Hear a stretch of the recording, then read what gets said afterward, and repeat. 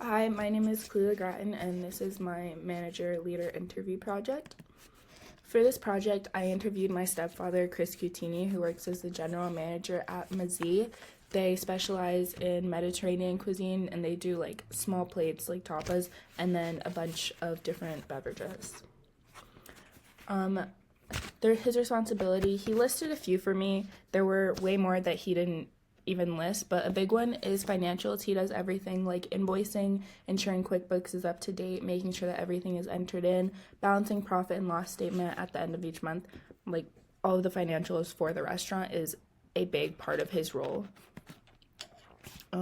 His strengths and weaknesses in managing. He told me that he is very good at getting people on the same page and working towards a common goal together. He's very good at interpersonal skills and for his job.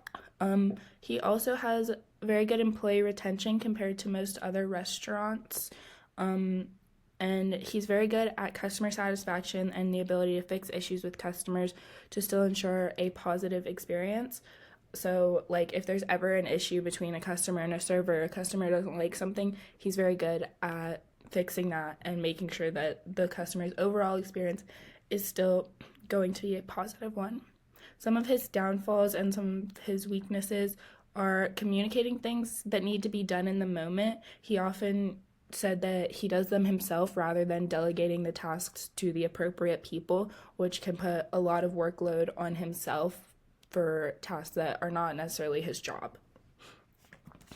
When I asked him about his managing style, he emphasized the importance of knowing your employees and catering your managing style to each employee and learning about what motivates them versus what may shut them down.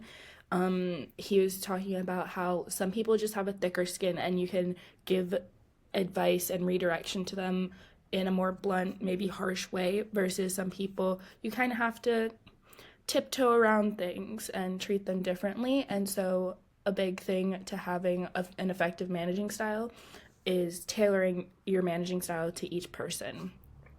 When I asked him about the most difficult part of managing, his experience, he said, of getting everyone on the same page and following procedures while still coaching and giving direction while simultaneously keeping morale high and the team working together in good spirits.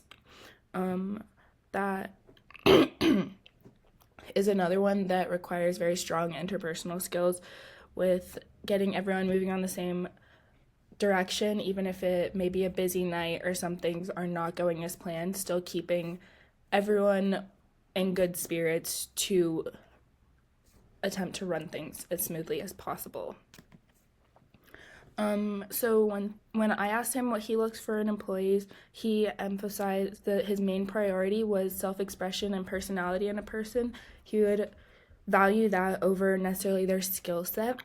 He said that it's better to have somebody that is authentic and has a willingness to learn that doesn't maybe have the most experience rather than having somebody that maybe has more experience but they're maybe have a big ego or something that would hinder them from being a good part of the team. And I went to his restaurant and I will say his hiring is the most diverse group of people that I've seen. He has people with very different styles, self-expressions, races, ethnicities, abilities, and so he's very good at his hiring, I will say that.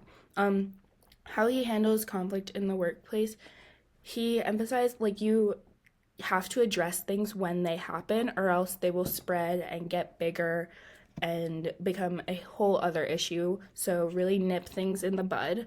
He follows the idea hire slow, fire fast, so if the issue doesn't resolve, he will terminate people if they can't get back on the same page. So that was one of his ideas with conflict. Some strategies that he uses to improve the performance of his employees. He talked about making sure that the high-level systems and SOPs are very clear in their expectations on how things are done and what is done from the start. So if there's ever something that's maybe not being done the way it should be or isn't being done the most efficiently, he can refer people back to what was set expectations wise in the beginning. and as well as why they do things, understand explaining his mindset, because people are more likely to follow what somebody is saying if they're explaining why and their understanding of why rather than just being told what to do. Yeah, that is my manager leader interview project. Thank you for listening.